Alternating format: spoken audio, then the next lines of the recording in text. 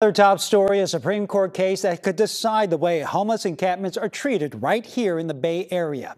Right now, San Francisco is banned from sweeping encampments because of a lawsuit filed back in 2022. But that case is on hold for now because of a similar case involving Grants Pass, Oregon. And today, a high court heard arguments about whether that city's ban on homeless encampments is cruel and unusual punishment. The nation's struggle with homelessness reached the Supreme Court on Monday for arguments about whether a ban on people sleeping in public parks in Grants Pass, Oregon is constitutional. What will the city do if you don't prevail here? The city's hands will be tied. It will be forced to surrender its public spaces as it has been. The law fines people nearly $300 for sleeping outside when shelter beds are available. Repeat offenders can be sent to jail for 30 days. Lawyers for the city argue the law is compassionate. The High Court's conservative justices seem to be open to those claims. How does this law help deal with the complicated policy issues? One of the most difficult challenges is getting people the help that they need, and laws like this allow cities to intervene. The court's liberal justices question whether the law criminalizes homelessness. What you do is say, only homeless people who sleep outdoors will be arrested. That's the testimony of your chief of police. There's nothing in the law that criminalizes homelessness. That's what you say, but if I look at the record and see differently, it's a different argument. The appeals court struck down the measure, saying it violated the 8th Amendment because it punishes people for something they don't have control over. A number of us, I think, are having difficulty with the distinction between status and conduct. Violating this ordinance means you're homeless. So again, homelessness is not something you can that you do. It's just something that you are. A ruling is expected by the end of June. San Francisco Mayor London Breed was among the many mayors and other officials across the country who submitted briefs in support of the Grants Pass case. Now, for an idea of the scope of this issue, according to the latest available numbers from San Francisco, as of 2022, there were more than 7,700 homeless people in the city. Less than half of them are in some kind of shelter. Meantime, the Coalition on Homelessness, the group that sued San Francisco over the sweeps, held a rally today. Our Kelsi Thorud has reaction from a man who is facing homelessness.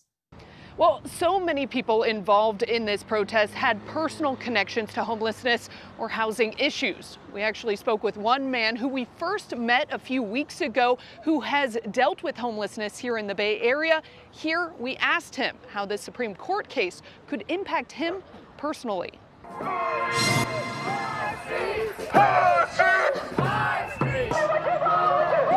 Justice! Lamonte Ford is just one of many people at this protest worried the Supreme Court's hearing of a case involving how cities and states are allowed to sweep homeless encampments could have a real-life impact on him. I can see it becoming more violent. I can see losing more people. I can see losing more family members. I can see the destruction of homeless people, period. I mean, what's going to be next? I can't exist because I'm ugly? We first met Lamonte a few weeks ago at an event marking 1 year since Oakland's Wood Street encampment was shut down by the city. Lamonte lived in that encampment and says since it's been closed, his life has only gotten harder. I'm staying inside of a camper now. Well, I was until it's got infested because I can't move it. It broke down. I don't have any money. So I've been sleeping on the corner wherever I can with a blanket over my head, hoping no one sees me. This is a huge building. It can house people at night. Lamonte told me he's had friends from Wood Street die in the last year since they were forced out. He says he knows cities offer some housing options to the homeless, but says he doesn't feel safe in any of those.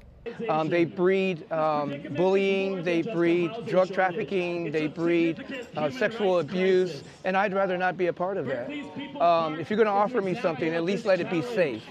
That's why Lamonte says he will remain on the street. He says all he wants is a safe space to live and sleep.